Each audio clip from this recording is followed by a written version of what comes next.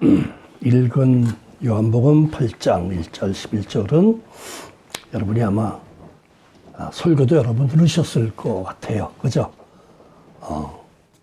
근데 아주 이상한 게 하나 있는데 이 요한복음 11장 이 사건을 설교하신 분들이나 또 이 본문을 해석한 학자들이나 신학자들이나 그 누구도 2000년 동안 아무도 땅바닥에 2번 손가락으로 쓴 글씨의 내용을 말 안 해요. 들어보셨어요? 모르니까 못하죠.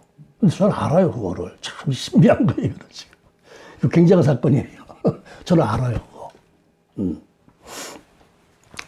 사람들이 아주 악하거든요. 여기도 이게 아주 악한 사람들이에요. 여기 두 종류의 이 본문 속에 예수님과 여인과 바리새인 서기관들이 왔어요. 아시겠지만 바리새인들은 율법을 잘 준수하는 걸 목적으로 삼고 사는 사람들이니까 율법에 아주 도통한 사람들이고, 그리고 어디 가나 존경을 받고 인사를 받아 있길 거리에서 바리새인은 복장 자체가 달라요. 지금도 예루살렘에 가면 바리새인들은 멀리서 봐도 바리새인이라는 거 알아요. 복장도 안 변해요. 수염도 길게 기르고, 그래서 그런 사람들을 보면은 지나가던 사람들이 전부 존경한다는 뜻을 표해요. 이 바리새인이 아주 특권을 갖고 있어요. 그럼 서기관은 뭐가 다르냐? 서기관도 바리새인에 준하는 사람들이에요. 아주 율법이나 이런 선지자들의 글, 즉 구약 성경을 잘 아는 사람들이에요. 그래서 서기관들은 주로 선생님이라고 보시면 돼요. 회당이나 이런 데서 가르치거든요.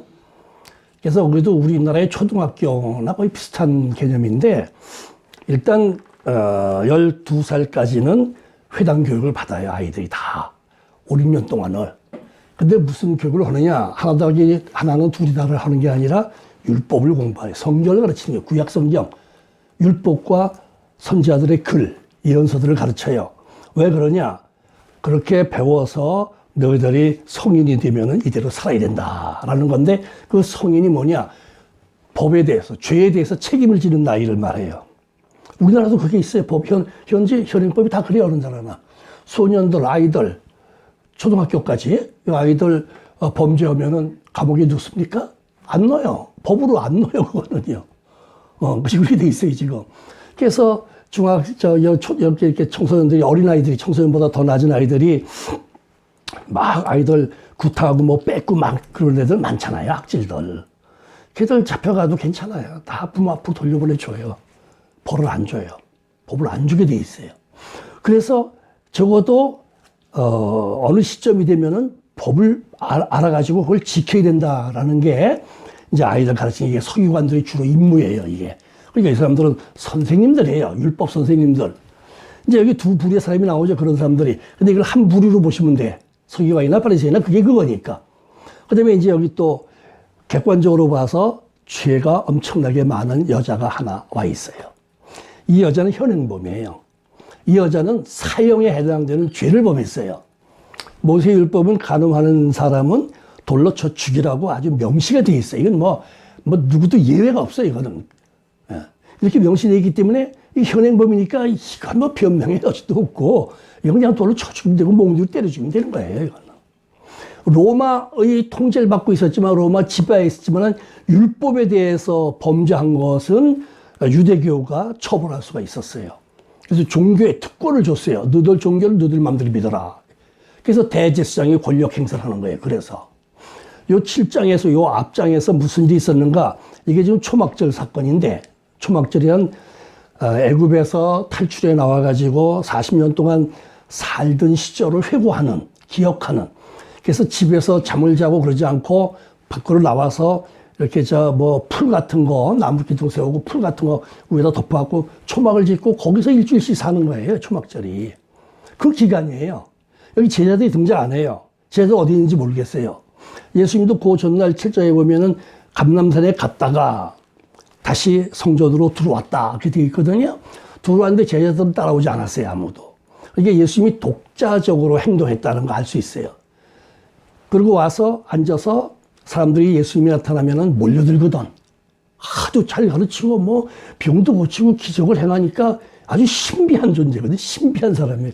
그래서 다들 모여드니까 뭐 좀 예수님이 가르쳐야지 그거는. 그래서 가르치는 거예요. 그때 그 돌에 맞아 죽을 여자를 데리고 서기관과 바리새인들, 유대인들이 최고로 존경하는 두 무리의 선생님들이 이 사람들은 죄가 없어요. 자기들은요. 객관적으로 죄가 없는 거예요. 주관적으로야 뭐 그건 뭐 은폐된, 객관적으로는 죄인이 아니에요. 이 사람들은요. 의인이에요. 이 여자는 객관적으로 죄인이에요. 맞아 죽어야 돼. 어떻게 해서 잡혔는지 우리는 모르지만은 하여튼 그래서 이제 와서 이 사람에게 예수님을 테스트하러 온 거예요. 예수님을 올무에 올가 넣으려고 온 거예요. 목적이. 그 7장에서 대제사장이 예수를 체포하라 명령을 내렸어요. 초막절에 혼자 왔다 갔다 하니까 잡아와라 그랬어요. 그래서 성전 경비병들이 잡으러 가니까 예수님 주변에 사람이 엄청나게 모여 있어가지고 그거 잡으면 저들이 맞아 죽게 생겼어, 분위기가. 그래서 못 잡고 가버린 거거든요. 그래서 저들끼리 모여서 구수회의를 하고 방법을 찾고 하다가 여자를 찾은 거예요. 이 여자를 잡은 거예요. 잘 됐다. 이 여자를 데려가서 예수가 율법을 범하는 현장을 증거를 만들어 와라. 그게 된 거예요. 이게 바로 재판을 하려니까. 그래서 이걸 데려간 거니까 이 여자는 그 전에 잡혔을 거예요, 아마. 잡혀서 아마 그 성전 감옥이 있었거든요. 그래서 가둬놨다가 예수님이 들어오니까 이제 끌고 가서 자, 어떻게 할 거예요, 이거를? 당신 어떻게 할 거야? 여기서 간단하죠? 뭐 여러분이 다 설교 많이 들어서 아시겠지만은, 죽이세요. 그러면 예수는 그냥 모세 제자야, 그냥. 아무것도 아니에요, 이거는. 그리고 예수의 지금까지의 가르침을 그 사람들이 많이 알고 있거든요. 뭘 가르쳤는지를. 맨날 용서하고 사랑하는 이런 것만 가르쳤어요. 그러니까 이것도 용서하고 뭐 어떻게 뭐 사랑으로 뭐 이렇게 한다 그러면은 그 율법은 때려주기라고 되어 있는데 이건 완전히 법을 어기는, 정면으로 어기는. 그래서 여러 사람이 갔으니까 그 사람들이 증인이 되는 거죠. 원래 이 유대교 이 성전 재판에서는 두 사람 이상이 동일한 증언을 해야만 증거로 채택이 되게 돼 있어요. 아주 엄격해요, 그런 것만큼은. 그래서 이제 그렇게 증거를 만들기 위해서 갔단 말이에요. 그래가지고 뭐라고 말했습니까? 자, 이 여자가 이런 여자다. 모세의 율법은 도로 쳐 죽이라고 돼 있다. 당신 어떻게 하면 좋겠어? 테스트하는 거죠? 뭐라고 대답했어요? 대답이 없어요. 그리고 땅바닥에 앉아서 손가락으로 글씨를 썼더라. 이렇게 돼 있죠? 뭘 썼어요? 몰라요, 아무도. 두 번 써요. 6절에도 쓰고 8절에도 쓰고. 두 번 글씨 쓰는데 이 내용이 소개가 되지 않고 해석이 되지 않고, 왜? 전혀 무슨 말을 썼다는 게 없기 때문에 말 못하는 거예요, 아무도 이거를. 그래서 이제 말을 못해요. 글씨를 써요. 성경에 보면요, 하나님의 손가락으로 글씨 쓰는 게 두 번 나와요.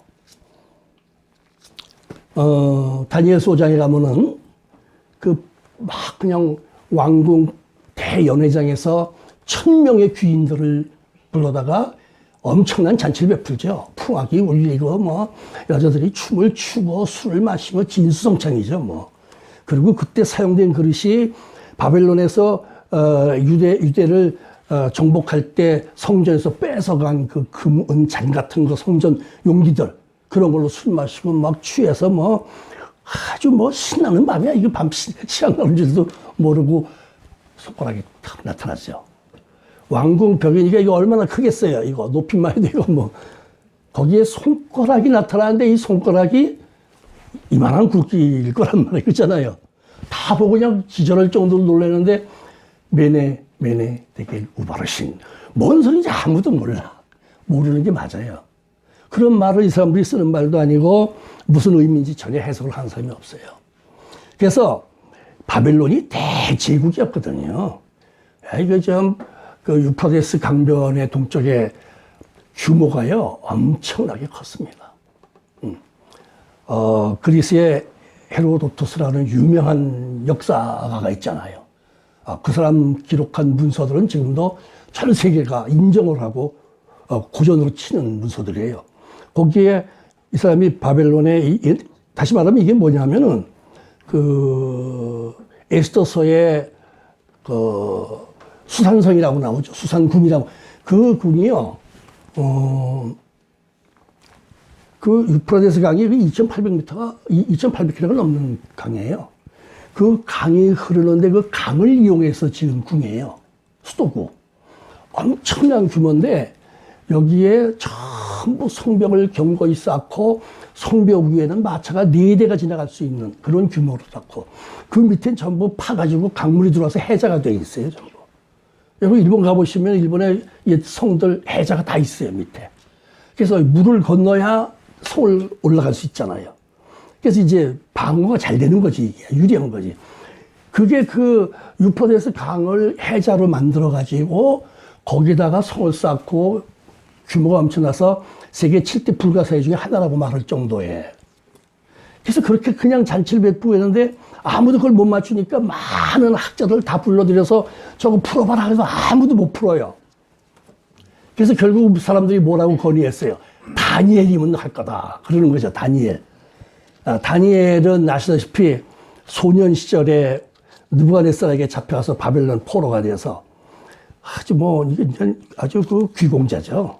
그래서 그 유대 사회에서도 아주 그 고급 학문을 공부하던 그런 젊은이들이에요. 그 세 형제, 세 사람이. 그래서 잡아가서 거기서 이제 더 교육을 많이 시켜서 써먹잖아요. 그래가지고 이 바벨론에서 이 사람이 하도 바벨론이 크니까 그걸 통치하는데 3사람의 총리가 있었어요. 그 중에 수석 총리라는 사람이야, 다니엘이. 포로 잡혀온 신분이지만 뛰어난 학자죠. 뛰어난 학자. 정말 이 사람 따라갈 사람이 없어요. 뭐 사자굴 누들었다 나온 사람인데 뭐 아무도 못 건드려. 그 사람이 나이가 몇 살 됐을까? 지금 이게 포로로 잡혀가서 70년 동안 노예 생활, 포로 생활 했다고 돼 있거든요. 그럼 70년이 지났어요. 잡혀가서. 그럼 이 사람 나이가 최소한 90세 정도 수준에 와 있어요. 지금. 그래서 은퇴해가지고 집에 가 있는 사람이에요. 근데 이 사람들이 기억해. 다니엘은 풀 거다. 그래서 다니엘을 모셔오는 거예요. 그 노인네를. 그랬더니 턱 보더니 왕에게 당신 하나님이 저울에 달아보니까 너무 가벼워. 쓸 데가 없어. 당신 끝났어. 그 말 해주잖아요. 그 말이 떨어진 것과 동시에 성 밖에 대기하고 있던 메대와 바사 군인들이 운하를 타고 들어와서 화살 한 번 안 쏘고 칼 한 번 안 쏘고 점령해버렸어요. 그래서 그날 이 왕 벨사살이 죽었어요. 그래서 페르시아식 위등장한 거예요. 그래서. 그러니까 그거는 다니엘이 풀었죠. 그런데 여기 요한복음에 있는 거는 아무도 못 푼단 말이에요. 이거를. 베드로가 와도 못 풀고 이거는 못 풀어요. 자, 근데 예수님은 여기 보면은 6절에 글씨를 써요. 손가락으로. 땅바닥에다 글씨 썼으니까. 땅바닥에 글씨 쓰고 그러면 그 앞에 지금 이렇게 쭉 바라보고 있던 그 바리새인과 서기관들은 똑똑히 보죠. 자기들 앞에서 손가락으로 썼어요. 몇 자. 많이 안 썼어요. 한 줄 정도 썼어요. 그게 뭐가 봤어요? 뭐라고 썼을까요? 성경에서 그걸 찾을 수가 있어요. 이게. 예수님이 마태복음 5장에서 산상보훈이라고 가르치죠. 5, 6, 7장에서. 그거는 성경 전체에서 가장 핵심 복음이란 말이에요. 그게. 우리나라 YMCA 초기에 총무했던 누구야, 그 이름이 생각 안 나네요. 그 유명한 애국자가 있었어요. 그 사람이 서대문 형무소에 들어있을 때 이승만 박사가 거기 있었어요. 그래서 거기서 쪽복음이라는 거 있죠, 옛날에. 복음서만 4개 들어있는 거, 요만한 거. 그거를 주었어요, 간방에다. 이 사람이 요 산상보훈 마태복음 5장, 6장, 7절을 달달 외웠어요. 그것만 읽고 이 사람이 예수 믿기서 철저한 기독교인이 된 사람이에요. 이상재. 예, YMCA 총무를 했던 이상재. 아주 유명한 사람이죠. 애국자고. 그 사람이 산상보훈만 달달달달 읽고 세상에 이런 글을 본 적이 없다 그랬어요. 사람이 쓴 글 중에서 이렇게 뛰어난 글을 못 봤다는 거예요. 그 사람이 공자 맹자를 다 읽은 사람이거든요. 이야, 이건 진짜 사람이 쓴 게 아니다. 그래가지고 그 사람이 회개하고 아주 독실한 크리스찬이 돼가지고 YMCA 처음에 만들었을 때 그 주관을 해놓은 사람이에요. 이제 제가 YMCA를 들어가 봤거든요. 거기 들어가 봤는데 거기 총무원 사람도 사진이 쫙 걸려 있어요. 앞에 보면 이상재 선생님 사진이 있어요. 산상보훈에서 가장 핵심이 되는 요절을 찾으라고 그러면은 다 중요하지만 전 이걸 들어요. 마음에 음욕을 품은 자마다 이미 간음하였느니라. 그렇죠? 이거는 너무 엄격해. 그렇죠? 관염증이 다 있어요, 사람들이. 남자가 더 많아요. 이번에 이른바 N방이랑 해서 뭐 26만 명 정도의 회원을 거느린 여기 뭐 미성년자 초등학생들 뭐 16명의 피해자가 있다 그러니까 지금 악마예요. 악마 노릇했어요, 이놈은. 정말이지 악마 노릇하는 놈이야, 이놈은. 그걸 돈 받고 걔들 그 모습을 보여준 거거든. 근데 그게 그냥 뭐 섹스 수준이 아니라 아주 그 잔인한 행동하는 거, 뭐 몸에다가 뭐 이름도 새기고 말이야, 막 그렇게 했대, 칼로. 그걸 찍어가지고 다 보여준 거예요. 이건 뭐 설명이 안 돼, 같은 거야, 너무 악해서. 그래서 이름이 체포돼가지고 검찰로 송치될 때 첫 마디가 뭐였어요? 악마의 삶을 멈추게 해 주어서 감사합니다, 그랬어요. 자기가 악마였다는 걸 인정하는 거예요, 이거는. 그 친구는 감옥에 있으면서 아마 예수 믿게 될 거예요. 제가 볼 때. 자기가 악마의 삶을 살았다고 인정을 했어요. 어제 아침 신문에, 오늘 신문이 안 나오니까 못 봤죠. 어제 아침 신문에 보니까요. 그 26만의 회원 중에 한 사람이 영동대교에서 새벽 3시에 자살해버렸어요. 유서 써놓고. 자기가 거기 회원이야. 돈 내고 들어. 이제 이게 다 드러나면 자기가 개망신을 당해. 그렇게 죽어버렸어, 미리. 또 한 사람이 약을 먹고 거의 죽어가는데 발견돼가지고 간신히 살아났어요, 지금. 그래서 두 사람이 그렇게 있어요. 앞으로 이 26만 명 중에서 몇 사람이 자살할지, 몇 사람이 미쳐버릴지, 몇 사람이 망할지 아무도 몰라요. 그 한 놈 때문에. 그리고 그 피해자들이, 예? 그 피해자들은 70명 정도 된다고 그러죠, 아마? 그 피해자들은 한평생 트라우마를 갖고 살아야 돼. 행복한 시간을 가지지 못해. 이 트라우마가 크면요, 이거 평생 가는 정신병 되는 거예요. 인간이 병이 들고 몸이 하얗게지고 빨리 죽고 하는 2대 요소가 있어요. 딴 거 없어요. 스트레스가 첫 번째라고 그러잖아요. 다 아시잖아요. 그 다음에 너무 과도하게 뭘 하는 거. 그래서 휴식을 하라고 하잖아요. 예. 인간이 건강하게 오래 사는 유일한 방법이고 두 가지를 꼭 지키면 된다고. 그걸 아주 학자들이 얘기하는 거야. 의사들이 얘기하는 거예요, 이거는. 그래서 스트레스 받지 말아야 되는데, 이거 평생 가는 스트레스예요, 평생. 그 이름이 악마야, 진짜. 응? 그래갖고 돈을 무지무지 벌었어요, 이놈이. 하나도 못 쓰지, 이제. 감옥에 갔으니까. 자, 이런 악마로 살고, 이런 사람은 이런 교회 자기가 악마였다는 걸 인정을 했으니까 나는 희망이 있다, 이렇게 봐요. 왜? 전에 제가 말씀드리지 몰라, 1969년에 고재보이가 6명 때려주게 도끼 쳐주겠잖아요. 그 죄 없는 사람들이에요. 자기가 죽이려고 했던 사람은 이 사람이 죽이러 갔을 때 딴 부대로 전출 가고 새 연대장이 온 걸 죽여버린 거예요. 대대장이 온 걸 죽여버린 거예요. 자살 먹은 아이까지. 근데 걔는 감옥에 들어가서 철저히 회개하고, 안국선이라는 집사가 가서 전도를 해가지고, 철저히 회개하고, 죽을 때 부평에서 군인은 총살형을 시켜요, 지금도. 총살형을 시킬 때 군목이 마지막으로 할 말이 있느냐? 나 찬송가 4절까지 다 부른 다음에 쏴달라 그랬어요. 그러니까 하늘 가는 밝은 길이 내 앞에 있으니 4절까지 다 부른 다음에 빵 쏴서 죽였어요. 교도소 안에서 1000명을 전도했어요. 넉 달 동안에. 1000명을. 육군 교도소에 들어온 애들 다 전도했어요, 이 사람이. 그러니까 이게 참 얼마나 다행이고, 그죠? 못된 짓을 했지만은 무슨 죄니? 너희 죄가 주홍같이 붉을지라도 눈같이 헤어지리라. 이사야서에 2번 나와요. 내가 너희 도죄를 도말해버리겠다까지 또 말을 해요. 도말이 뭐예요? 여기 낙서해서 지저분해졌는데 여기다 페인트칠 싹 하얀 거 해버리면 흔적도 없이 사라지니. 도말은 그런 거예요. 덧칠해버리는 거, 덧칠해버리는 거. 그래서 죄가 기억도 되지 않게 만들어버린다고 그래요. 말살시켜버리는 거예요. 그러니까 고재봉이 죄는 용서받았죠. 여기서도 지금 죄인과 의인이 지금 맞서 있죠. 겉으로 보기에는 이 사람들이 의인이고 이 여자는 죄인이고 돌은 맞아. 오늘 사형 집행해야 돼, 이 사람은. 그리고 이 사람들은 의기양양하고 자기들은 뭐 당당하고 뭐 거룩하고 말이 깨끗하게 살아온 것처럼 자부심을 갖고 말이야. 사람들 앞에서 거드름 피고 다니는 거예요, 그냥.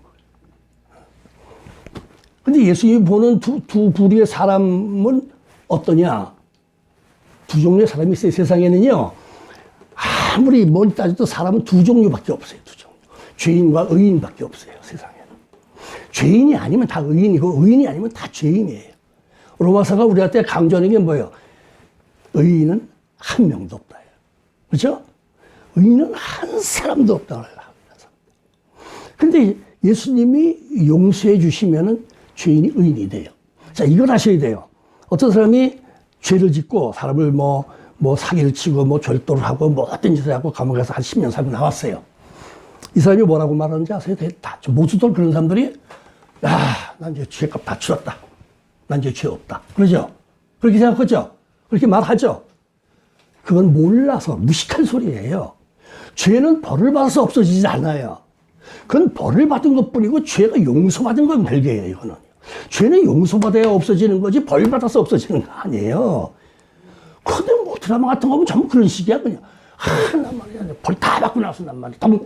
뭐가 떳떳해? 죄는 그대로 있는데. 용서받은 죄만 무죄고 용서받은 죄인이 의인이 되는 거지. 죄를 안 져서 의인이 없고 죄를 짓고도 의인이 될 수 있다는 얘기예요. 근데 벌 받는 건 별개예요. 그래서 이 참 우리가 착각하면서 하는 거야, 사람들이. 세상에 악한 사람 무지하게 많아요. 그러니까 여러분이 살아오면서 지금까지 또 앞으로 살아가면서 악한 사람 안 만나는 게 복이에요, 정말이지. 이런 놈 만나면 어떻게 돼? 현지수가 이런 놈 만났으면 어떻게 되는 거냐고. 끔찍한 거예요, 이거는. 그리고 26만 명 거기 그 돈 내고 그거 구경한 사람들. 아이고, 그 사람들은 지금 잠 못 자요, 다들. 그 중에는 부자도 있고, 권력자도 있고, 교수라든가 뭐 아주 유명인도 있고, 다 있잖아요. 잠 못 자요, 벌써부터. 벌써 두 사람이 죽으려고 했다. 참, 이게 심하게. 왜냐면 정부 지구 여론은 그 26만 명 다 벌주라는 거거든, 지금. 그렇잖아요? 200만 명이 벌주라고 초원을 했잖아요? 그러니까 할 수 없이 그렇게 해라. 그렇게 됐잖아요? 이 사람들 다 벌 받아야 돼. 잠 못 자, 이 사람들. 지금 26만 명 잠 못 자, 하나도. 밥이 넘어가겠어요? 자기 코로나 걸쳐서 혼자 죽어버리기 낫다. 끔찍한 거예요.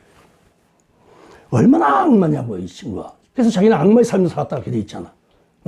근데 이제 그 악마의 노릇을 못하도록 이렇게 잡혀왔으니까, 이거 감사하다고. 제가요, 지금까지 살아오면서 정말 악한 사람을 하나 만나봤어요. 정말 악해. 두 번 다시 근처도 가고 싶지 않아. 내 손동에 살아. 편의점에 갔는데, 그, 하이패스 충전하러 갔어요, 제가. 갔는데, 그 여자가 점주인데, 나이가 몇 살인지 모르겠지만, 뭐, 한 50 정도 됐을까? 아무튼 뭐, 그 정도. 얼마나 악하냐면요. 내가 시비 건 적도 없고, 나쁜 말 한 적도 없어요. 그냥 카드 충전해가지고, 나왔어요. 나가다 보니까 영수증, 내가 10만 원을 주고 10만 원씩 충전을 했거든. 근데 5만 원짜리 영수증 하나밖에 없더라고. 그럼 내가 이걸 가서 물어봐야 될 거 아니야. 나 이거 처음 해봐요, 충전을. 내가 그 충전하면서 그랬어요. 나 이거 처음 해보는 거라고. 그래서 가서 물어봤더니, 나를 의심하세요! 뭐 덤비기 시작하는데, 아니, 말이 안 통해, 아예. 그러면서 뭐 늙으니까 어떻고 뭐, 여기 욕이거든요. 내가 성질대로 하면 그거 죽여버려요, 진짜. 두개 패버려요, 진짜, 최소한. 근데 얼마나 우리가 심하고 늙으니까 어떻고, 우리나라에 코로나가 왜 들어왔는지, 누구 때문에 들어왔는지 아세요? 늙을 때문에 들어왔어요. 뭐 해. 이야, 이건 죽여야 돼, 진짜, 내가 볼 때. 그렇게 악한 사람 봤어요, 여러분? 내가 뭘 잘못했어, 내가. 그럼 내가 저보다 한참 나이도 위고 말이야. 그래서 뭐 늙은이 해가면서 시비 걸어서, 하여튼 입이 딱 막혀요, 내가. 나도 한가락 하고 나온 그런 경우에 입 딱 다물고 할 말이 없어. 하도 어이가 없어서. 무슨 소리 딱 듣는지 아세요? 야, 얘하고 싸우다 내가 주먹이 날아가게 생겼고, 뭘 던지게 생겼고, 그렇게 안 하고는 이게 풀리지가 않으니까. 아니야, 이거 싸우면 내가 당해. 내가 손해봐. 그래서 그냥 나와버렸어요.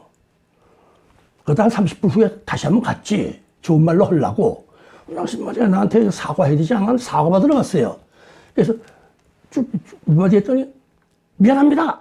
이거 사과가 아니거든. 그리고 또 공격해. 똑같이 또. 악마다. 이런 악마를 하면 나만 손해를 본다. 웬만하면 제가 한마디 하죠. 그냥 나왔어요. 포기하고 나와서 다시는 여기 안 나갔어요. 늙은이 해서 내가 한마디 해줬죠. 저주지, 정말, 그거는. 당신도 늙어. 내가 그랬거든요. 그랬더니, 늙겠죠, 뭐. 아주 그래. 그래서 제가 그랬어요. 당신은 늙은이라고 말한 것은 늙은이를 무지무지하게 혐오하는 사람이란 뜻이거든. 그렇잖아요, 그거는. 그럼 늙은이를 혐오하는데 당신이 늙으면 되겠어? 당신은 늙지 못하고 죽어. 내가 그러고 나왔어요, 마지막으로. 엄청난 저질 보고. 아니, 정말 그 말밖에 할 말이 없더라니까. 당신은 늙어 보이도 못하고 죽어야 맞아. 늙은이 혐오하니까. 이야, 내가 좀 복수 멋있게 한 것 같구나. 아이, 세상이 왜 이래요? 사람들이 왜 이렇게 악해요? 난 지금까지 살아보면서요, 이렇게 악하게 덤벼드는 사람을 내가 본 적이 없어요, 한 번도. 별별 계층의 사람을 다 만나고 살아왔을 거 아닙니까, 세상에? 근데 그런 사람 못 봤어요. 고재봉이 사건은 내가 인제 현장에서 취재까지 다 했거든요. 책을 쓰느라고. 그래도 고재봉이가 순간적으로 발작적으로 일어난 사건이에요, 그게. 새벽에 막 12시 넘어가지고 말에 1시, 2시에 그냥 들어갔는데 벌떡 일어나니까 놀래가지고 내리친 거야. 그때 놀래서 또 다른 새벽에 또 내리친 거야. 이게 엉겁결이 연쇄살인이 돼버린 기세지. 다 죽여버리려고 한 게 아니야. 이중령만 죽이려고 했던 거예요. 중령 하나만, 대대장 하나만. 그렇게 끔찍한 일을 벌여놓고 얼마나 무섭고 넉 달 동안 도망다니는데 얼마나 힘들었겠어요. 한번 생각해 보세요. 일군 사령부가 비상이 걸렸었어요. 일군 사령부가. 그거 하나 잡으려고. 육군 상병 하나 잡으려고.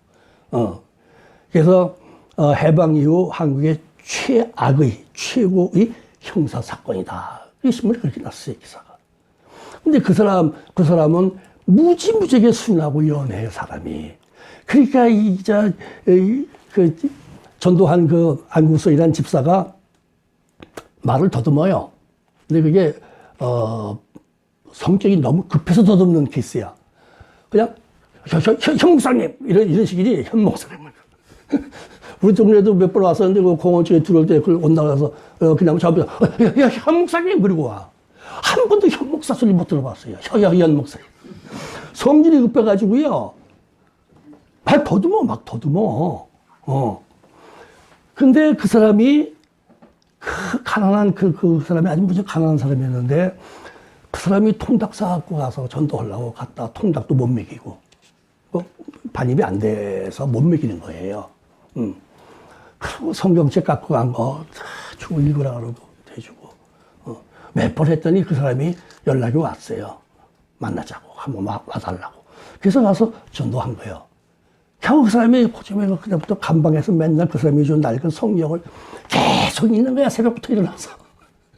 그래서 감방 안에서 긴장감이, 원래 감방 안에 사형수가 있으면 모두들 언다고 그래요. 전부 얼어버려요. 눈치 보고. 왜냐하면 사형수가 생명을 연장하는 유일한 방법이 있는데 하나 더 죽이는 거예요. 그렇잖아요. 저렇게 사람 죽여서 사형받잖아요. 사람 하나 또 죽여. 그럼 어떻게 돼요? 재판 또 한 번 해야죠. 그럼 또 연장되는 거예요. 이게 그래서 사형수가 무서운 거예요. 그래서 반드시 수갑을 채워놓고 감방 안에서도. 그렇게 하는 거거든요. 근데 무서운 사람이 하나도 없어. 그냥 고재봉이가 새벽부터 일어나서 성경 읽고 기도 그러면 다 일어나서 무릎 꿇고 앉아야 되는 거야. 눈치 보느라고. 그래가지고 전부 새벽 기도를 다 시키고 성경 맨날 읽어주고, 그러다 이게 양이 안 차. 자기 감방에 있는 사람들 갖고 거기에는. 그래서 불러가지고, 헌병 불러가지고, 나 저 감방에도 가서 전도해야겠다고 그래갖고서 다 댕겨 전도한 거예요, 감방에. 그 소장이 허락을 해준 거예요. 그래서 헌병이 총 미고 따라다니면서 이 사람은 전도를 해갖고. 그 자리에서 결심 다 받았어요. 왜? 그 교도소 안에서 남아서서 육군교도소에서 고재봉이 모르는 사람은 하나도 없거든. 뭐, 우리나라 최고 명사지, 뭐, 그 당시에는. 아주 유명해서. 그게 전부 고집에 와서 말이야 눈물 뚝뚝 흘리면서, 응? 내가 또 이제 예수 믿었으면 내가 이런 짓을 안 했다, 내가. 그래서 나는 내가 얼마나 큰 죄인 걸 알고 난 회개하고 하나님 용서받았어. 나는 마음 편안히 있다. 난 죽어도 괜찮다, 지금은. 이게 실감 나잖아요. 이거는 당사자가 지금. 그래가지고 다 결신을 하는 거예요. 그 자리에서. 결신 다 해요. 그 이름 다 적었어요. 노트 한 권인데 1100장, 1100명이에요. 이름 적은 사람이. 그래서 제가 쉰들러 리스트와 고재봉 리스트를 얘기한 거예요. 설교를. 예? 고재봉 리스트의 1100명이 쉰들러 리스트의 1000명보다 훨씬 가치가 있다. 쉰들러는 유대인의 영웅이거든요. 2차 대전 때 그 가스시에 들어가고 살려낸 사람이거든요. 1000명을. 유대인들을. 그건 사실이거든요. 그래서 영웅이에요. 근데 그걸 생명 연장해 준 수준이야. 그래서 고재봉 리스트는 영원한 생명을 부여받은, 이건 게임이 안 되는 차이가 나는 거예요.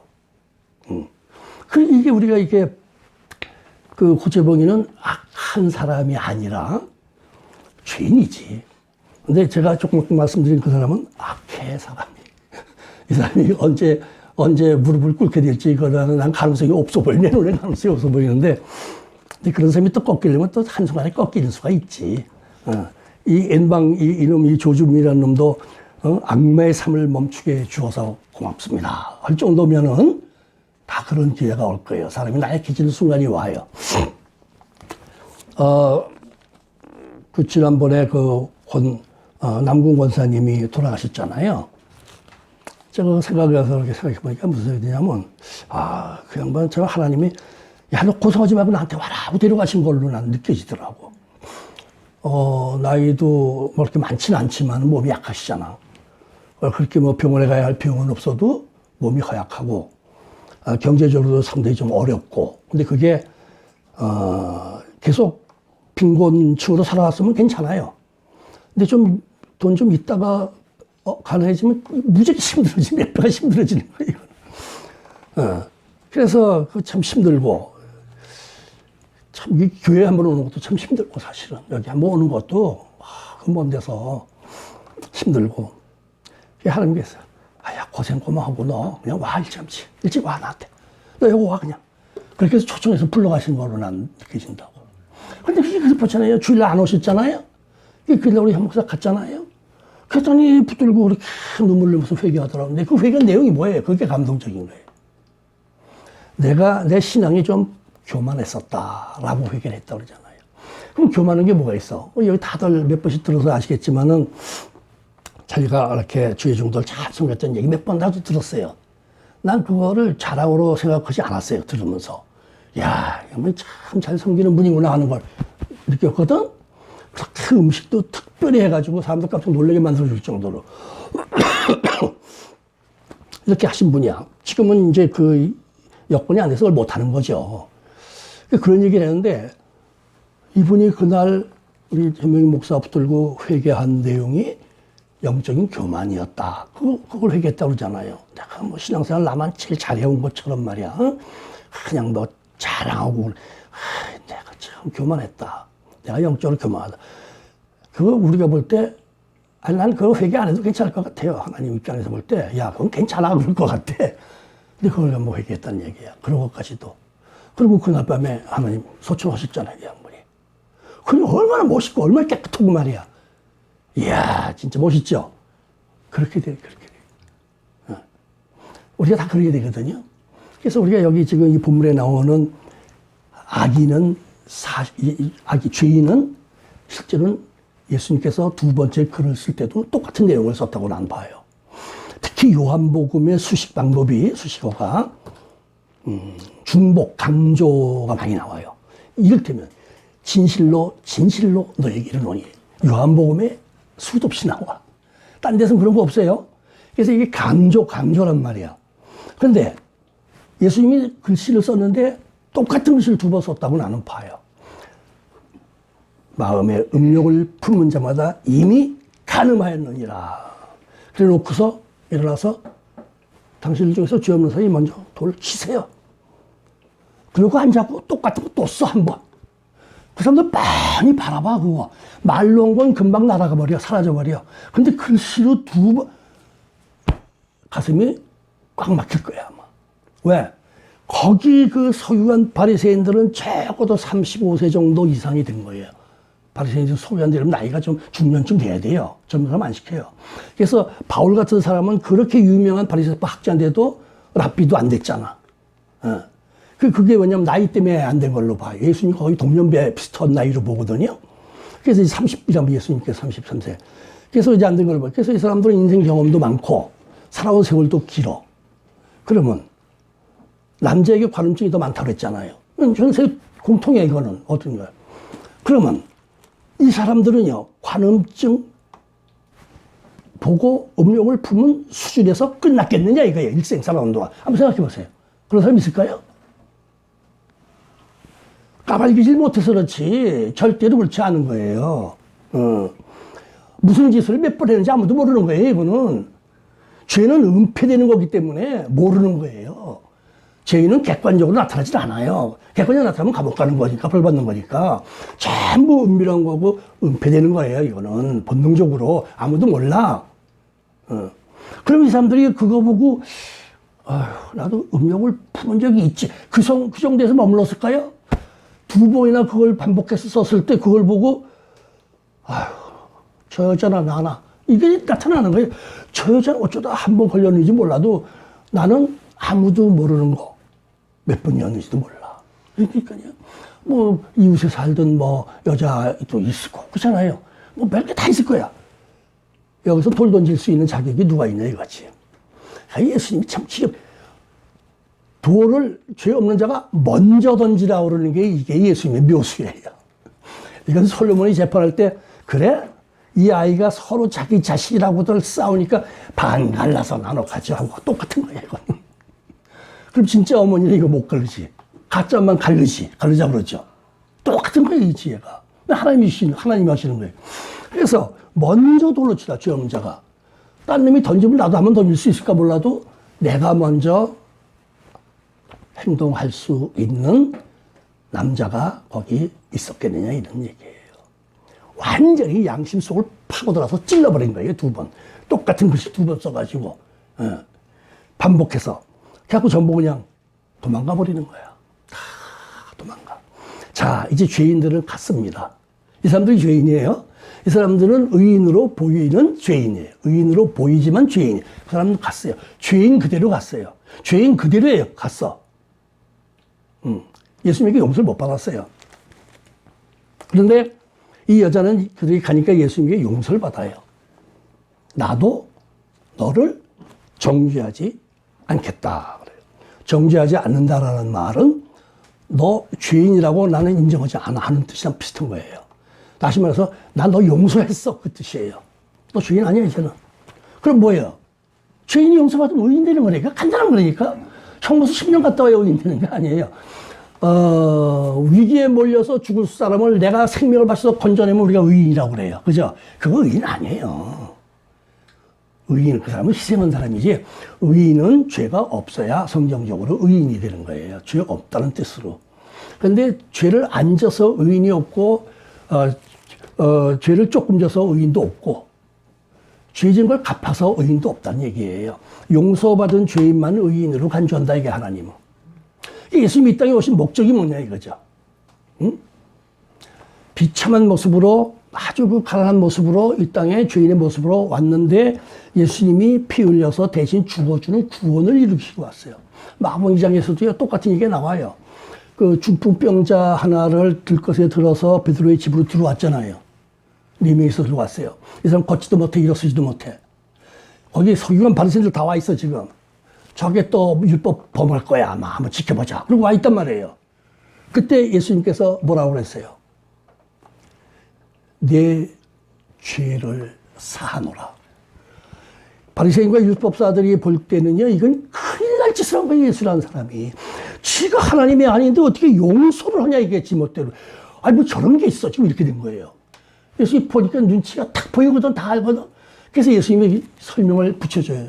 그래? 그러면 내가, 이 사람 보고, 너 들 것, 너 신령한 거 들고 집으로 가라. 그게 쉽겠느냐? 너 죄 내가 용서한다. 이게 쉽겠느냐? 어느 게 쉬워요, 여러분?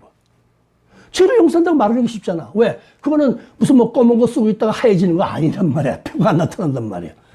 왜 그렇게 말해주는 거 아주 쉬워. 근데 이 사람들이 안 믿어. 지가 뭔데 하나님도 아닌데 어떻게 지가. 그래서 네 침상을 들고 집으로 가라. 그래서 이어주는 거예요. 그래서 이 사람이 일어나더니 심상 들고 가니까 꼼짝 못하는 거예요, 이거는. 다시 말해서 죄를 용서했다는 증거를 제시해 주는 거예요. 그러니까 예수님은 죄를 용서할 특권을 갖고 있는 분이에요. 왜? 그분이 하나님이시기 때문에 그래요. 그래서 믿음으로 의로워진다라고 성경은 정의하는 거예요. 다른 방법으로는 없다는 얘기예요. 다른 방법으로는. 죄를 앉아서 의는 세상에 존재하지 않는다 이런 얘기예요. 인간이 최초로 범죄한 것도 눈으로 봐서 생긴 범죄죠. 선악과를 보니까 먹음직스럽고 그냥 입맛이 쪽쪽 다셔지고 까먹었잖아요. 인간이 죄를 지을 수 있는 가장 광범위한 죄를 지을 수 있는 요소가 눈에 있거든요. 눈, 시각. 그래서 시각, 그 다음에 입으로, 말로. 이 둘째예요. 죄 짓는 순위가 있어요. 첫째 눈이에요. 둘째가 입이에요. 이게 먹는 데만 쓰는 게 아니라 소리 내는 데도 써가지고 말로 그냥. 그래서 성경이 말에 대해서 굉장히 엄격하잖아요. 네 입에 말로 네가 옳겠다 그러잖아요. 잘못해서. 네가 말한 대로 된다는 얘기예요. 네가 믿느냐 물어보잖아요. 눈뜨게 해주세요. 예, 내가 믿나이다. 네 믿은 대로 되라 그러시잖아요. 그래서 입이 참 말이 중요한 거예요. 눈은 더 중요해요. 그렇다고 소경이 될 수는 없는 거고, 우리가 오직 믿음으로만 의로워질 수 있다. 주님 말씀하신 로마서가 참 기가 막힌, 정말, 여기 보면은, 로마서 5장 1절에는 마음으로. 우리 마음이 먼저 주님을 받아들이는 열린 마음이 돼야 된다. 예수님을 내 마음의 구세주로 믿어야 된다는 얘기예요. 그 다음에 뭐라고 되어 있어요? 9절에 가면은. 입으로도 말해라. 이렇게 되어 있어요. 그래서, 예수님 믿습니다. 마음으로, 주님, 제 죄를 용서해 주세요. 마음으로. 예수님이 나의 구세주인 것을 믿습니다. 마음으로. 그렇게 해요. 근데 그것이 마음에서 끝나지 말고 공포해라 이 말이야. 알려라 이 말이야, 그거를. 그래서 입으로 시인을 해라 그래요. 그래서 여러분 이렇게 병자들 고추하고 하는 사람들 전도할 때 가장 효력을 발생하는 게 로마서 10장 9절이에요. 그래서 그것만 가서 읽어주고 설명해 주면은요, 다 받아들여요. 다 받아들여. 저는 그 죽어가는 사람들 여러 명 제가 전도를 했거든요. 엊그제도 제가 지난주에도 부평 가서 그 병원에 있는 93세라든가 92세라든가 할머니 다쳐가지고 병원에 들어가 김동환 집사 어머니야 그분이. 그래가 와서 참 우리 엄마 좀요 막 그래가 그냥 우는 소리로 그래 가자 그러면 턱 맥혀 그냥 병원에 들어가지도 못해 지금은. 이거 무슨 병원이야 그거 아주 큰 병원인데 가톨릭 병원인데 들어가질 못해요. 한 사람씩만 들어가 있어 병실에 코로나 때문에. 이 친구가 들어갔다 나와가지고 자기 걸 나한테 주어요. 이거 꽂고 들어가라고. 그리고 이 친구는 슬그머니 앞서 가더라고. 이게 나올 때 이걸 달고 나왔으니까 거기 있는 사람들이 저 안에서 나온 사람이란 말이야. 나는 이제 새로 들어가니까 이게 있어야 들어가잖아요. 이거. 딱 붙여가니까는 통과됐어. 그래서 이제 사실 불법이었지. 이거는 불법인데. 그래가지고 병실에 들어가는데 할머니가 아주 다쳤으니까 신경은 아주 정신은 맑아요. 그래서 자꾸 93세니까 내일 모레 뭐 언제인지 예수 믿어야 됩니다. 예수 어떻게 믿냐 이거야. 가장 짧은 시간에 가장 효과적인 방법은 이거밖에 없더라고. 그래서 예수님이 나의 죄를 용서해 주시는 분이시다. 그래서 십자가에서 피 흘려 돌아가신 것은 내 죄값을 예수님이 피로써 씻어주신 것이다. 그분이 하나님이란 증거는 그분이 부활한 거다 3일 만에. 그래서 부활했기 때문에 우리가 지금 이 교회가 생긴 거 아니냐. 눈으로 보는 거 아니냐 이거는. 그래서 누구든지 인생을 살아가면서 죄를 짓고 사는 거고 할머니도 죄 많이 졌을 겁니다. 그랬더니 끄떡끄떡하지 죄 안 짓고 살았나? 세상에 그런 사람이 있나? 그래서 예수님을 믿어야 되고 그다음에 예수님 앞에 내 죄를 용서해 주십시오 하고 고백해야 되고 내가 한 대로 따라 해야 된다. 그랬더니 아주 순종을 100% 하더라고 그냥. 그래서 나왔거든요. 그래서 이게 참, 하나님의 말씀은 능력이 있잖아요. 하나님의 말씀은 역사의 힘이 있단 말이에요. 그래서 이렇게 아주 핵심적으로 딱 집어. 하여튼, 의인은 없나니 한 사람도 없다. 분명히, 말씀으로 우리가 해서 모든 사람이 죄를 범하였음에 하나님의 영광에 이르지 못한다. 하나님 나라 못 간다는 얘기야. 하나님 나라에 못 가요. 그러나 회개하고 예수 그리스도를 믿으면 주님의 은혜로 죄를 용서받아서 죄인이 의인으로 신분이 바뀌고, 그건 바로 하나님의 자녀가 되는 특권이고, 성경에서 하나님의 자녀가 되는 권세를 주신다 그랬으니까 특권이 됐고, 그럼 하나님 아버지라고 부르게 되는 신분의 변화가 오고, 이건 천국 가는 사람 아니냐. 이거 한다는 거다, 이거는. 제가요, 지난번에 그 권사님, 남궁 권사님 그 얘기 듣고 나서요, 제가 꼭 한 사람한테 가서 당신 회개해야 된다 하고 말해줄 사람이 하나 있어요. 근데 이제 누구라고 밝힐 수는 없어, 공개적으로. 왜냐면 이제 아주 큰 책임을 맡고 있는 사람이고, 이제 세상에 알려지면, 제가요, 그 사람이 나한테 큰 잘못을 저질렀어요. 불의한 일에 나보고 동참해달라고 전화를 한 사람이야. 불의한 일이야. 이건 명백히 불법이야, 이거는. 근데 그거 나보고, 아유, 목사님 좀 이렇게 이쪽에 좀 들어주십시오. 뭐 그런 전화를 그 전날 했어요. 그 다음날 가서 이제, 우리가 이제 9사람이 투표를 해가지고 한 사람을 선택하는 거거든요. 그 전화 받고 얼마나 화가 나는지 그냥 참았어요. 그리고 나는 그 사람 들어주지 않았지. 그 내용을 들어주지. 내가 들어주지 않은 건 그 숫자로 내 컴퓨터에 지금 다 있어요. 그게 사진 찍어놓아서 그게 있어요. 9대1로 그 사람이 됐죠. 내가 반대했기 때문에. 나 하나 반대했지. 근데 그날로 가서 얘기를 했지. 나 반대했다. 나도 하나는. 근데 그 얘기 해줬죠. 그래 놓고도 이게 참, 아무튼 그 권사님 얘기 듣고 난 다음에 내가, 야, 이 사람이 이거 회개해야 되는데, 죄인 줄 모를 거야. 모르죠, 그거. 죄인지 모른다고, 이거. 그래서 내가 찾아갔어요. 정초에. 딱 가가지고, 나는 오늘, 목사 신분으로 왔다. 그 당시엔 평신도, 그런 건 따질 필요 없지만은, 당시 회개할 게 하나 있는데, 그게 죄인 줄 모르고 있을 거라고 생각이 돼서 걱정돼서 왔다. 그래서 내가 그 남궁 목사님이 사망하신 그 서출하신 그 내용을 얘기를 해줬어요. 이렇게 돼서 이런 분이 있다. 그래서 내가 이거를 내가 깨우쳐주지 않으면 안 될, 나만 아는 일이니까. 그래서 내가 할 수 없이, 싫고 좋고, 어쩔 수 없이 난 이거 얘기를 해야만 된다. 내가 목사 신부로서 얘기하면 안 된다, 나는. 그래서 내가 얘기한다. 당신 회개해야 된다. 그날 당신이 나한테 한 전화 내용은 나에 대한 모욕이 아니라 모든 목사에 대한 모욕이다 그랬어요, 내가. 그렇잖아요. 목사 물어본 거야, 지가.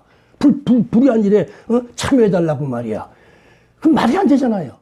이건 모든 목사에 대한 모욕을 준 거랑 똑같다. 당신 이거 회개하자면 큰 죄다, 이거는. 꼭 회개해야 된다 했더니, 예, 회개하겠습니다. 그러더라고.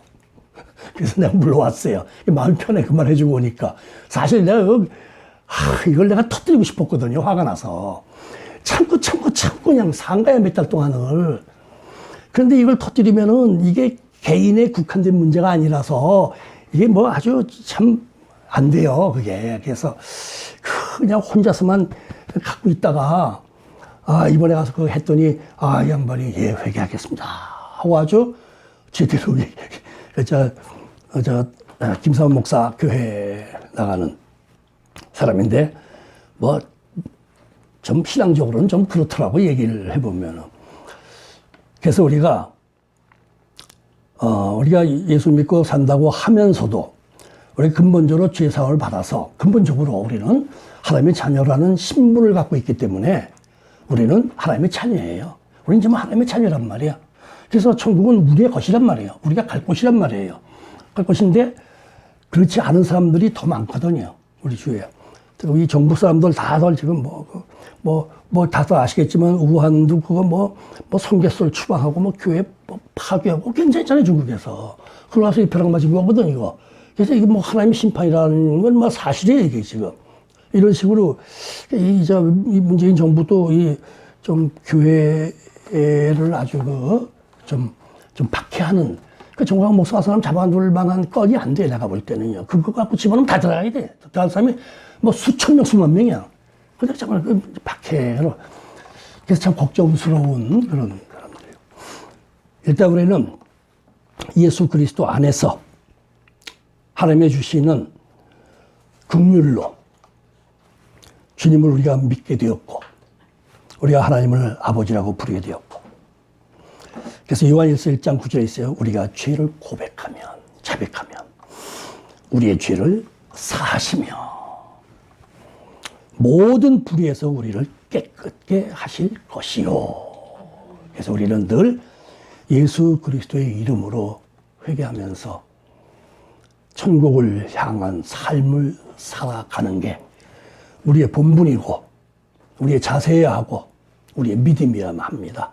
늘 이 고백과 이 은혜가 여러분 심령 속에 충만하기를 간절히 구합니다.